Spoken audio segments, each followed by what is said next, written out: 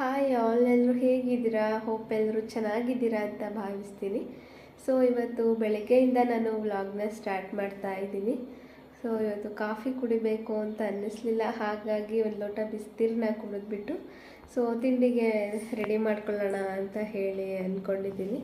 So ready mix ರವಾ packet ತಗೊಂಡು ಬಂದಿದ್ದೆ ಅಲ್ವಾ, ಅದನ್ನು ಉಪಯೋಗಿಸ್ಕೊಂಡು ಇಡ್ಲಿನ ಮಾಡ್ಕೊಳ್ಳೋಣ ಅಂತ ಅಂದ್ಕೊಂಡಿದ್ದೀನಿ. ಸೊ ಇವತ್ತು ಒಂದು ಸ್ವಲ್ಪ ಶೀತ ಕೆಮ್ಮು ಆಗಿದೆ, ಹಾಗಾಗಿ ವಾಯ್ಸು ನಂದು ಅಷ್ಟೊಂದು ಚೆನ್ನಾಗಿ ಕೇಳಿಸ್ತಾ ಇಲ್ಲ ಅಂದ್ಕೊಳ್ತೀನಿ. ಸೊ ವಾಯ್ಸ್ ಚೆನ್ನಾಗಿಲ್ಲ ಅಂತ ವಿಡಿಯೋ ಪೂರ ನೋಡಿದೆ, ಹಾಗೆ ಸ್ಕಿಪ್ ಮಾಡಿಬಿಡ್ಬೇಡಿ. ದಯವಿಟ್ಟು ವಿಡಿಯೋನ ಕೊನೆ ಪೂರ್ತಿಯಾಗಿ ನೋಡಿ. ಹಾಗೆ ಈ ವಿಡಿಯೋ ನಿಮ್ಗೆ ಏನಾದರೂ ಇಷ್ಟ ಆದರೆ ದಯವಿಟ್ಟು ಒಂದು ಲೈಕ್ ಕೊಡೋದನ್ನು ಮರಿಬೇಡಿ. ಹಾಗೆ ನನ್ನ ಚಾನೆಲ್ನ ಸಬ್ಸ್ಕ್ರೈಬ್ ಆಗಿ. ನಾನಿಲ್ಲಿ ಒಂದು ಬಾಂಡಲಿನ ತಗೊಂಡಿದ್ದೀನಿ. ಅದಕ್ಕೆ ರೆಡಿ ಮಿಕ್ಸ್ ರವಾ ಪ್ಯಾಕೆಟ್ನ ಅರ್ಧ ಪ್ಯಾಕೆಟ್ನಷ್ಟು ಯೂಸ್ ಮಾಡ್ಕೊಳ್ತಾ ಇದ್ದೀನಿ. ಅರ್ಧ ಪ್ಯಾಕೆಟ್ ಹಾಕ್ಕೊಂಡ್ರೆ ಸಾಕು, 4 ಜನಕ್ಕೆ ಸಾಕಾಗುವಷ್ಟು ಇಡ್ಲಿನ ಮಾಡ್ಕೊಳ್ಬಹುದು. ಸೊ ಇದಕ್ಕೆ ನಾನು 1 ಲೀಟರ್ ಮೊಸರು ಪ್ಯಾಕೆಟ್ನ ತಗೊಂಡಿದ್ದೀನಿ. ಸೊ ಇದನ್ನು ಸ್ವಲ್ಪನೇ ಮೊಸರನ್ನ ಹಾಕ್ಕೊಂಡು ಇದ್ರ ಕನ್ಸಿಸ್ಟೆನ್ಸಿ ಹೇಗಿರುತ್ತೆ ಅಂತ ನೋಡಿಕೊಂಡು ಹಾಕ್ಕೊಂಡು ಮಿಕ್ಸ್ ಮಾಡ್ಕೊಳ್ತಾ ಇದ್ದೀನಿ. ಸೊ ನಾರ್ಮಲಾಗಿ ಇಡ್ಲಿ ಬ್ಯಾಟರು ಯಾವ ರೀತಿ ಕನ್ಸಿಸ್ಟೆನ್ಸಿ ಇರುತ್ತೆ ಅಲ್ವಾ, ಅದೇ ರೀತಿಯಾಗಿ ಕನ್ಸಿಸ್ಟೆನ್ಸಿ ಇದ್ದರೆ ಸಾಕು. ತುಂಬ ತೆಳುಗೂ ಮಾಡ್ಕೊಳ್ಬೇಕಾಗಿರೇನಿಲ್ಲ, ತುಂಬ ಗಟ್ಟಿನೂ ಇಲ್ಲ. ಸೊ ನೀವು ನೋಡ್ತಾ ಇರ್ಬೋದು ವಿಡಿಯೋದಲ್ಲಿ, ಈ ಥರ ಕನ್ಸಿಸ್ಟೆನ್ಸಿಯಲ್ಲಿದ್ದರೆ ಸಾಕು. ಇಡ್ಲಿ ಸ್ಮೂತಾಗಿ ಸಾಫ್ಟಾಗಿ ಚೆನ್ನಾಗಿ ಬರುತ್ತೆ. ಸೊ ನಾನು ಇದನ್ನೆಲ್ಲ ಕಲಸಿ ಒಂದು 10 ನಿಮಿಷ ರೆಸ್ಟ್ ಮಾಡೋದಕ್ಕೆ ಅಂತ ಹೇಳಿಬಿಟ್ಟು ಅದನ್ನು ಕಲಸಿ ಇಟ್ಟಿದ್ದೆ.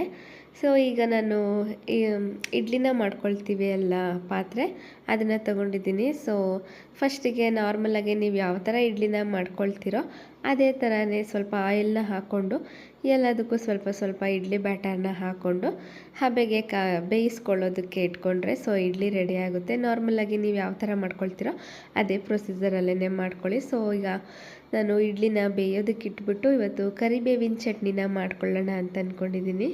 ನಾನಿಲ್ಲಿ ಒಂದು ಪ್ಯಾನ್ಗೆ ಒಂದು ಸ್ವಲ್ಪ ಆಯಿಲ್ನ ಹಾಕ್ಕೊಳ್ತಾ ಇದ್ದೀನಿ. ಆಯಿಲ್ ಸ್ವಲ್ಪ ಕಾಯ್ದಿದ ನಂತರ ಒಂದು 3 ಚಮಚ ಕಡಲೆಬೇಳೆ, ಒಂದು 3 ಚಮಚ ಉದ್ದಿನಬೇಳೆ, ಹಾಗೆ ಸ್ವಲ್ಪ ಜೀರಿಗೆನ ಸಹ ಹಾಕ್ಕೊಳ್ತಾ ಇದ್ದೀನಿ. ಇದಿಷ್ಟನ್ನು ಎಣ್ಣೆಯಲ್ಲಿ ಸ್ವಲ್ಪ ಕೆಂಪಗಾಗೋವರೆಗೂ ಚೆನ್ನಾಗಿ ಫ್ರೈ ಮಾಡ್ಕೊಳ್ತಾ ಇದ್ದೀನಿ. ನಂತರ ಇದಕ್ಕೆ ಹುರಿದಿಟ್ಕೊಂಡಿರುವಂತಹ ಕಡಲೆ ಬೀಜನ ಹಾಕ್ಕೊಳ್ತಾ ಇದ್ದೀನಿ. ನಿಮಗೆ ಜಾಸ್ತಿ ಕಡಲೆ ಬೀಜ ಬೇಕು ಅಂದರೆ ಹಾಕ್ಕೊಳ್ಬಹುದು. ಇದಕ್ಕೆ ಒಂದು ಗಡ್ಡೆ ಬೆಳ್ಳುಳ್ಳಿ ಮತ್ತು ಒಂದು ದಪ್ಪಗಿರುವ ಈರುಳ್ಳಿನ ಕಟ್ ಮಾಡಿ ಹಾಕ್ಕೊಂಡಿದ್ದೀನಿ. ನಂತರ ನಾನಿಲ್ಲಿ ಒಂದು ಸ್ವಲ್ಪ ತೆಂಗಿನಕಾಯಿನ ಹಾಕ್ಕೊಳ್ತಾ ಇದ್ದೀನಿ. ಸ್ವಲ್ಪ ಹಾಕ್ಕೊಂಡಿದ್ದೀನಿ ಅಷ್ಟೇ. ನಿಮಗೆ ಜಾಸ್ತಿ ಬೇಕು ಅಂದರೆ ಜಾಸ್ತಿ ಕ್ವಾಂಟಿಟಿಯಲ್ಲಿ ಜಾಸ್ತಿ ಹಾಕ್ಕೊಳ್ಳಿ. ಸೊ ಖಾರಕ್ಕೆ ಎಷ್ಟು ಬೇಕೋ ಅಷ್ಟು ಮೆಣಸಿನ್ಕಾಯಿನ ಹಾಕ್ಕೊಂಡು ಚೆನ್ನಾಗಿ ಫ್ರೈ ಮಾಡಿಕೊಂಡು ಒಂದು ಪ್ಲೇಟ್ಗೆ ಎತ್ತಿಟ್ಕೊಂಡಿದ್ದೀನಿ. ಸೊ ಅದ್ರ ಮೇಲೇ ಬೇಕು ಅಂದರೆ ನೀವು ಆಗುತ್ತೆ ಫ್ರೈ ಮಾಡೋದಕ್ಕೆ ಅಂದರೆ ಕರಿಬೇವಿನ ಸೊಪ್ಪನ್ನು ಅದಕ್ಕೇ ಆ್ಯಡ್ ಮಾಡ್ಕೊಳ್ಬಹುದು.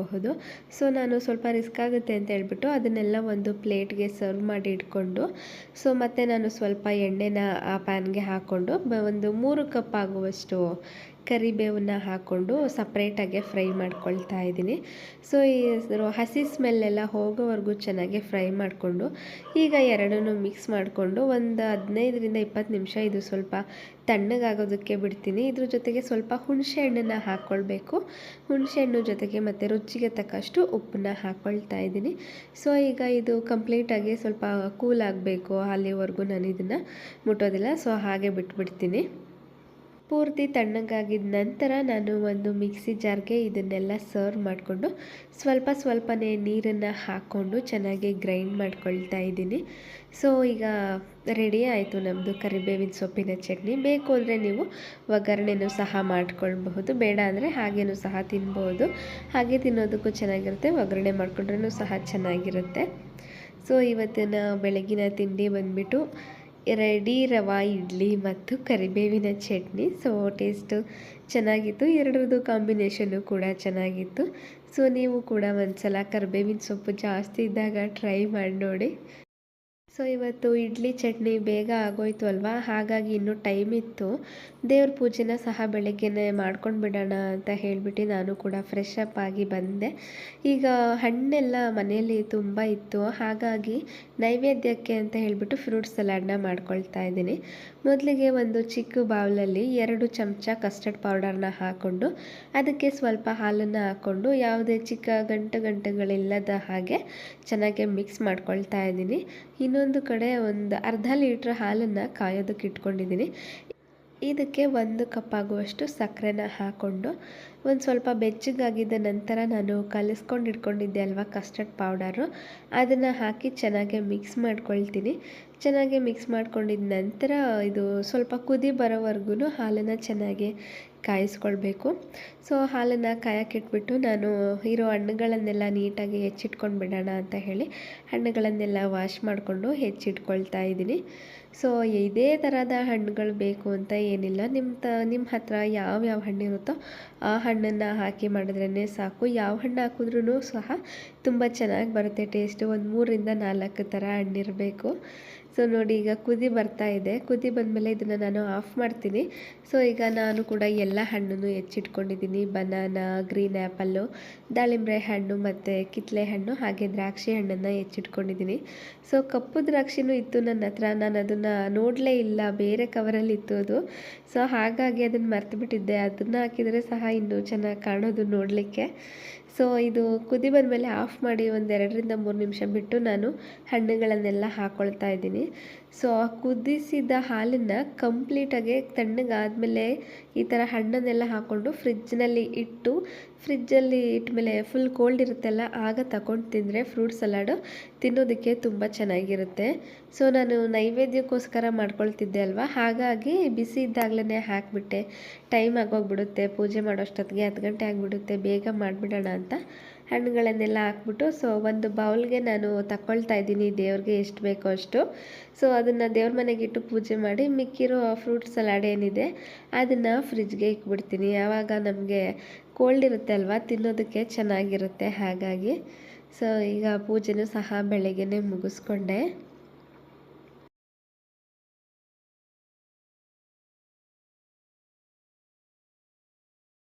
ಪೂಜೆ ಎಲ್ಲ ಮುಗಿದ್ಮೇಲೆ ಸ್ವಲ್ಪ ಬೇರೆ ಏನೇನೋ ಕೆಲಸ ಇತ್ತು ಅಂತ ಹೇಳಿ ನಾನು ಆ ಕೆಲಸಗಳನ್ನು ಮಾಡ್ಕೊಳ್ತಾ ಇದ್ದೆ. ವಿಡಿಯೋನ ಏನೂ ಮಾಡ್ಕೊಳ್ಳಲಿಲ್ಲ. ಸೊ ಇದು ಅದ್ರ ನೆಕ್ಸ್ಟ್ ಡೇ ವ್ಲಾಗ್ ಇದು. ಸೊ ಸ್ವಲ್ಪ ಮಾತ್ರ ದೋಸೆ ಇಟ್ಟಿತ್ತು, 4 ಜನಕ್ಕೆ ಆಗುವಷ್ಟು ಇರಲಿಲ್ಲ. ಹಾಗಾಗಿ ಎಲ್ರಿಗೂ ಆಗಬೇಕು, ಜಾಸ್ತಿ ಆಗಬೇಕು ಅಂತ ಹೇಳ್ಬಿಟ್ಟು ನಾನಿಲ್ಲಿ ಮಸಾಲ ದೋಸೆನ ಮಾಡ್ಕೊಳ್ತಾ ಇದ್ದೀನಿ. ಸ್ವಲ್ಪ ಕರಿಬೇವಿನ ಸೊಪ್ಪು, ಕೊತ್ತಂಬರಿ ಸೊಪ್ಪು, ಕ್ಯಾರೆಟು ಮತ್ತು ಈರುಳ್ಳಿ, ಸ್ವಲ್ಪ ಉಪ್ಪು ಮತ್ತು ಸ್ವಲ್ಪ ಖಾರದ ಪುಡಿನ ಹಾಕ್ಕೊಂಡು ಚೆನ್ನಾಗಿ ಮಿಕ್ಸ್ ಮಾಡ್ಕೊಳ್ತಾ ಇದ್ದೀನಿ. ಆವಾಗ ಸ್ವಲ್ಪ ಜಾಸ್ತಿ ಆಗುತ್ತೆ ಅಲ್ವಾ ಹಿಟ್ಟು, ಸೊ ಎಲ್ಲರಿಗೂ ಕರೆಕ್ಟ್ ಆಗುತ್ತೆ ಅಂತ ಹೇಳ್ಬಿಟ್ಟು ನಾನು ಈ ಥರ ಐಡಿಯಾನ ಮಾಡ್ಕೊಂಡಿದ್ದೀನಿ. ಸೊ ನಿಮಗೂ ಕೂಡ ಹೆಲ್ಪ್ ಆಗ್ಬೋದು ಅಂತ ಹೇಳಿದೆ ಅಷ್ಟೇನೆ. ಸೊ ಇದು ಸಾಕಾಗೋದಿಲ್ಲ ಅಲ್ವಾ, ಜಸ್ಟ್ ಒಂದು 2-3 ಜನಕ್ಕೆ ಆಗೋ ಅಷ್ಟಿದ್ರೆ ಇನ್ನೊಬ್ಬರಿಗೆ ಸಾಲದೆ ಬರುತ್ತೆ ಅಲ್ವಾ. ಹಾಗಾಗಿ ನಾವು ಈ ಥರ ಮಸಾಲೆ ಎಲ್ಲ ಏನೇನಿರುತ್ತೋ ತರಕಾರಿ ಸೊಪ್ಪು ಅದನ್ನೆಲ್ಲ ಹಾಕಿ ಮಾಡಿದ್ರೆ ಸ್ವಲ್ಪ ಜಾಸ್ತಿ ಆಗುತ್ತೆ. ತರಕಾರಿ ಹಾಕ್ತೀವಲ್ವ, ಅದಕ್ಕೆ ಈರುಳ್ಳಿ ದೋಸೆ ಮತ್ತು ನಾರ್ಮಲ್ ಕಾಯಿ ಚಟ್ನಿನ ಮಾಡ್ಕೊಂಡಿದ್ದೆ.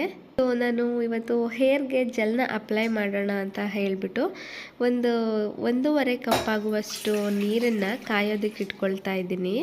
1.5 ಕಪ್ ನೀರಿಗೆ 3 ಚಮಚದಷ್ಟು ಅಗಸೆ ಬೀಜನ ಹಾಕ್ಕೊಂಡಿದ್ದೀನಿ. 3 ಚಮಚ ಅಗಸೆ ಬೀಜ ಹಾಕ್ಕೊಂಡು 1 ಚಮಚ ಮೆಂತ್ಯ ಕಾಳನ್ನು ಹಾಕ್ಕೊಂಡಿದ್ದೀನಿ. ಸೊ ನಾನು ಯಾವಾಗಲೂ ಈರುಳ್ಳಿದು ಮತ್ತು ವೀಳ್ಯದೆಲೆ, ಆಲೋವೆರಾ ಜೆಲ್ಲು, ಈ ಥರ ಜೆಲ್ಗಳನ್ನು ಅಪ್ಲೈ ಮಾಡ್ತಾ ಇರ್ತೀನಿ ಹೇರ್ಗೆ. ಸೊ ಅಗಸೆ ಬೀಜದ ಜೆಲ್ನು ಸಹ ಒಂದ್ಸಲ ಅಪ್ಲೈ ಮಾಡ್ತೀನಿ. ತಿಂಗಳಿಗೆ 1 ಸಲ ಇದನ್ನು ಹಾಕ್ಕೊಳ್ತೀನಿ ಅಷ್ಟೇ. ವಾರಕ್ಕೆ 1 ಸಲ ಹೇರ್ಗೆ ಯಾವುದಾದ್ರೂ ಒಂದು ಹೇರ್ ಮಾಸ್ಕ್ನ ಹಾಕ್ಕೊಳ್ತಾನೆ ಇರ್ತೀನಿ. ಅಂದರೆ ಒಂದೊಂದು ವಾರ ಒಂದೊಂದು ಥರದ್ದು ಹೇರ್ ಮಾಸ್ಕ್ಗಳನ್ನು ಹಾಕ್ಕೊಳ್ತೀನಿ. ಸೊ ಪೇರ್ಲೆ ಹಣ್ಣಿನ ಸೊಪ್ಪಿಂದು ಅಂದರೆ ಎಲೆ ಬರುತ್ತಲ್ಲ ಪೇರ್ಲೆ ಹಣ್ಣಿಂದು, ಅದ್ರ ಹೇರ್ ಮಾಸ್ಕ್ನ ಹಾಕ್ಕೊಳ್ತೀನಿ. ಸೊ ಇವತ್ತು ನಾನು ಫ್ಲ್ಯಾಕ್ಸ್ ಸೀಡ್ಸ್ ಜೆಲ್ನ ಅಪ್ಲೈ ಮಾಡೋಣ ಅಂತ ಹೇಳಿಬಿಟ್ಟು ಫ್ಲ್ಯಾಕ್ಸ್ ಸೀಡ್ಸ್ನ ತೊಗೊಂಡು ಬಂದಿದ್ದೆ, ಇರಲಿಲ್ಲ, ಖಾಲಿ ಆಗಿತ್ತು. ಹಾಗಾಗಿ ಸೊ ಇವಾಗ ನಾನು ಚೆನ್ನಾಗೆ ಒಂದು ನೀರಿಗೆ ಇದನ್ನು 3 ಚಮಚ ಹಾಕ್ಕೊಂಡ್ಮೇಲೆ ಹೈ ಫ್ಲೇಮಲ್ಲಿ ಒಂದು 5 ನಿಮಿಷ ಚೆನ್ನಾಗಿ ಬಾಯ್ಲ್ ಮಾಡ್ಕೊಳ್ತೀನಿ. ಅದು ಎಲ್ಲ ಬಿಳಿ ನೊರೆ ನೊರೆ ಮೇಲೆ ಉಕ್ಕಲಿಕ್ಕೆ ಬರುತ್ತೆ ಅಲ್ಲ, ಆವಾಗ ನಾನು ಲೋ ಫ್ಲೇಮ್ನ ಮಾಡಿಕೊಂಡು ಒಂದು 15 ನಿಮಿಷ ಬಾಯ್ಲ್ ಮಾಡ್ಕೊಳ್ತೀನಿ. ಸೊ ನೀವು ನೋಡ್ತಾ ಇರ್ಬೋದು 15 ನಿಮಿಷ ಚೆನ್ನಾಗಿ ಬಾಯ್ಲ್ ಆದಮೇಲೆ ಈ ಥರ ಜೆಲ್ ಥರ ಅದು ಫಾರ್ಮ್ ಆಗೋದಕ್ಕೆ ಸ್ಟಾರ್ಟ್ ಆಗ್ತಾ ಹೋಗುತ್ತೆ. ಈ ಥರ ಜೆಲ್ ಥರ ಅದು ಫಾರ್ಮ್ ಆಗುವಾಗ ನಾವು ಅದನ್ನು ಸ್ಪೂನಲ್ಲಿ ಕೈ ಆಡ್ಕೊಳ್ತಾ ಇರಬೇಕು. ಯಾಕೆ ಅಂದರೆ ಆ ಫ್ಲ್ಯಾಕ್ಸ್ ಸೀಡ್ಸ್ ಎಲ್ಲ ಏನಿದೆ ಅದು ಪಾತ್ರೆಗೆ ಕಚ್ಕೊಂಡು ಬಿಡುತ್ತೆ. ಹಾಗಾಗಿ ನಾವು ಕೈ ಆಡ್ಕೊಳ್ತಾ ಇರಬೇಕು. ಸೊ ನಿಮಗೆ ಕ್ಲಿಯರಾಗೆ ಗೊತ್ತಾಗೋ ಹಾಗೆ ಹೇಳಬೇಕು ಅಂದರೆ ಎಗ್ ವೈಟ್ ಇರುತ್ತೆ ಅಲ್ವಾ, ಆ ಎಗ್ ವೈಟ್ ಕನ್ಸಿಸ್ಟೆನ್ಸಿಯಲ್ಲಿ ಈ ಜೆಲ್ ಇರಬೇಕು. ಅಲ್ಲಿವರೆಗೂ ನಾವು ಇದನ್ನು ಚೆನ್ನಾಗೇ ಕುದಿಸ್ಕೊಳ್ಬೇಕು. ಸೊ ನನಗೆ ಆ ಎಗ್ ವೈಟ್ ಕನ್ಸಿಸ್ಟೆನ್ಸಿ ಬಂದಿದೆ. ಹಾಗಾಗಿ ಇದನ್ನು ಸ್ವಲ್ಪ ಪೂರ್ತಿಯಾಗಿ ತಣ್ಣಗಾಗಲಿಕ್ಕೆ ಬಿಟ್ಬಿಡಬೇಕು ಕುದಿಸಿದ ನಂತರ. ಸೊ ಪೂರ್ತಿಯಾಗಿ ತಣ್ಣಗಾದಮೇಲೆ ನಾನು ಒಂದು ಪಾತ್ರೆ ಮೇಲೆ ಸ್ಟ್ರೈನರ್ನ ತಗೊಂಡಿದ್ದೀನಿ. ಆ ಸ್ಟ್ರೈನರ್ ಮೇಲೆ ನೀವು ಒಂದು ತೆಳು ಇರುವಂತಹ ಬಟ್ಟೆ ಹಾಕ್ಕೊಳ್ಬೇಕು. ತೆಳು ಇರುವಂಥ ಬಟ್ಟೆ ಮೇಲೆ ನಾನು ಆ ಫ್ಲ್ಯಾಕ್ಸ್ ಸೀಡ್ಸ್ ಜೆಲ್ನ ಏನು ಮಾಡ್ಕೊಂಡಿದ್ದೆ ಅಲ್ವಾ, ಆ ಜೆಲ್ನ ಹಾಕಿ ಒಂದು 2 ನಿಮಿಷ ಚಮಚದಲ್ಲಿ ಈ ಥರ ಮಿಕ್ಸ್ ಮಾಡ್ಕೊಳ್ತಾ ಇದ್ದೀನಿ. ಸೊ ಚಮಚದಲ್ಲಿ ಅಷ್ಟೊಂದು ಈಸಿಯಾಗಿ ಬೇಗ ಬರಲ್ಲ. ಹಾಗಾಗಿ ನಾವು ನಮ್ಮ ಕೈಯಿಂದ ಈ ಥರ ಬಟ್ಟೆನ ಹಿಂಡ್ಕೊಳ್ಬೇಕಾಗುತ್ತೆ. ಆಗ ನೀವು ನೋಡ್ತಾ ಇರ್ಬೋದು ಇಲ್ಲಿ ತುಂಬ ಸ್ಮೂತಾಗೆ ಎಷ್ಟು ನೀಟಾಗೆ ಆ ಜೆಲ್ಲು ನೀಟಾಗಿ ಬರ್ತಾ ಇದೆ ಅಂತ ಹೇಳಿಬಿಟ್ಟು. ಸೊ ನಂತರ ಇದನ್ನೆಲ್ಲ ನಾನು ಒಂದು ಸ್ಟ್ರೈನರ್ಗೆ ಹಾಕ್ಕೊಂಡಿದ್ದ ನಂತರ ಇದು 3 ಚಮಚ ಜೆಲ್ನ ಮಾಡಿಕೊಂಡ್ರೆ ನನಗೆ 2 ದಿನ ಬರುತ್ತೆ. ಸೊ ನಾನು ಇದರಲ್ಲಿ ಅರ್ಧ ಮಾತ್ರ ಒಂದು ಬೌಲ್ಗೆ ಎತ್ತಿಟ್ಕೊಂಡಿದ್ದೀನಿ. ಸೊ ನೋಡ್ತಾ ಇರ್ಬೋದು ನೀವು ಎಷ್ಟು ಚೆನ್ನಾಗಿ ಕಾಣ್ತಾ ಇದೆ ಅಂತ. ಎಗ್ ವೈಟ್ ಹೇಗಿದೆಯೋ ಅದೇ ಥರ ಕನ್ಸಿಸ್ಟೆನ್ಸಿಯಲ್ಲಿದೆ. ಸೊ ನಿಮಗೆ ಕ್ಲಿಯರಾಗಿ ಗೊತ್ತಾಗಬೇಕು ಅಂತ ಹೇಳ್ಬಿಟ್ಟು ನಾನು ಆ ಉದಾಹರಣೆನ ಕೊಟ್ಟೆ ಅಷ್ಟೇನೆ. ಸೊ ಇದನ್ನು ನಮ್ಮ ಹೇರ್ಗೆ ಮತ್ತು ಸ್ಕ್ಯಾಲ್ಪ್ಗೆ ಪೂರ್ತಿಯಾಗಿ ಅಪ್ಲೈ ಮಾಡ್ಕೊಳ್ಬೇಕು. ನನಗೆ 2 ದಿನ ಬರುತ್ತೆ ಇದು. ಸೊ ಇದು ಒಂದು ಬೇರೆ ಸಪ್ರೇಟ್ ಬೌಲ್ಗೆ 2 ಚಮಚ ಕೊಬ್ಬರಿ ಎಣ್ಣೆ ಜೊತೆಗೆ ಈ ಜೆಲ್ ಏನಿದೆ ಅಲ್ವಾ ಅದನ್ನು ಒಂದು ಸ್ವಲ್ಪ ಹಾಕ್ಕೊಂಡು ಎರಡನ್ನೂ ಚೆನ್ನಾಗಿ ಮಿಕ್ಸ್ ಮಾಡಿಕೊಂಡು ಹಚ್ಕೊಳ್ತೀನಿ. ಸೊ ನನ್ನ ತಲೆಗೆ ಹಚ್ಕೊಂಡು ಜಸ್ಟ್ ಒಂದು 30 ಮಿನಿಟ್ಸ್ ಟು 1 ಅವರ್ ಇದನ್ನು ಬಿಡ್ತೀನಿ ಹಾಗೇ. ಸೊ ತಲೆಗೆ ಹಚ್ಚಿ 1 ಅವರ್ ಆದಮೇಲೆ ನನ್ನ ಕೆಲಸ ಏನೇನಿರುತ್ತೋ ಅದನ್ನೆಲ್ಲ ಮುಗಿಯೋಷ್ಟೊತ್ತಿಗೆ ತಲೆ ಫುಲ್ಲು ಡ್ರೈ ಆಗಿರುತ್ತೆ.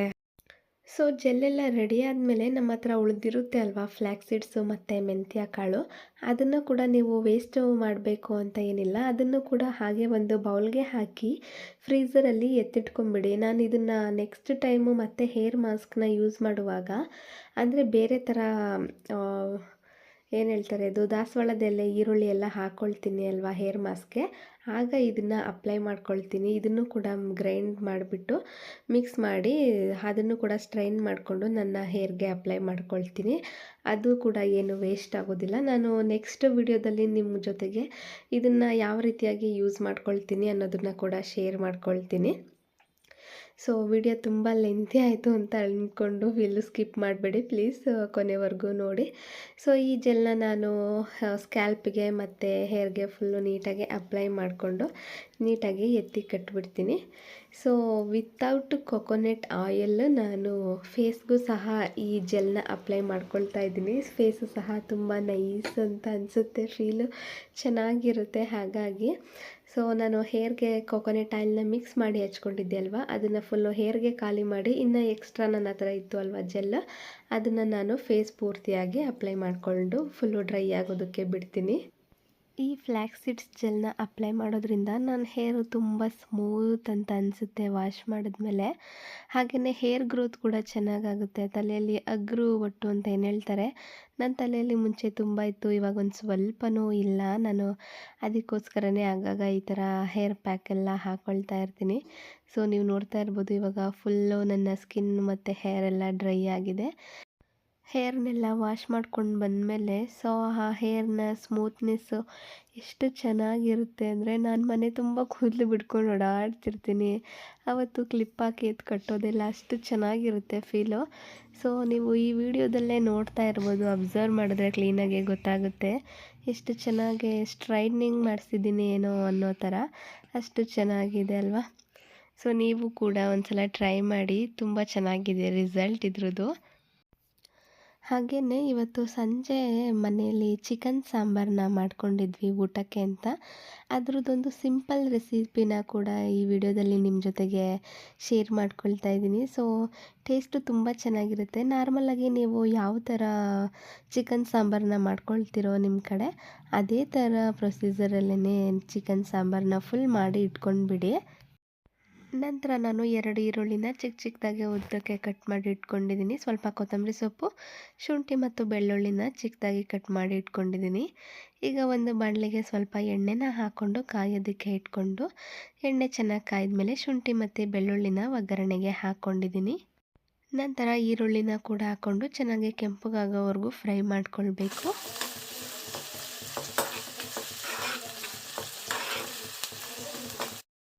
ನಂತರ ನಾನು ರೆಡಿ ಮಾಡಿ ಇಟ್ಕೊಂಡಿರೋ ಚಿಕನ್ ಸಾಂಬಾರಲ್ಲಿ ಒಂದು ಅರ್ಧ ಭಾಗದಷ್ಟು ಚಿಕನ್ನ ಎತ್ತಿಟ್ಕೊಳ್ತಾ ಇದ್ದೀನಿ. ಇನ್ನರ್ಧ ಚಿಕನ್ನ ಸಾಂಬಾರಲ್ಲೇ ಬಿಟ್ಟಿದ್ದೀನಿ. ಸೊ ಈಗ ಈರುಳ್ಳಿ ಎಲ್ಲ ಚೆನ್ನಾಗಿ ಕೆಂಪಗೆ ಫ್ರೈ ಆಗಿದ ನಂತರ ಅರ್ಧ ಭಾಗದಷ್ಟು ಚಿಕನ್ನ ತಗೊಂಡು ನಾನು ಆ ಈರುಳ್ಳಿಗೆ ಹಾಕ್ಕೊಳ್ತಾ ಇದ್ದೀನಿ.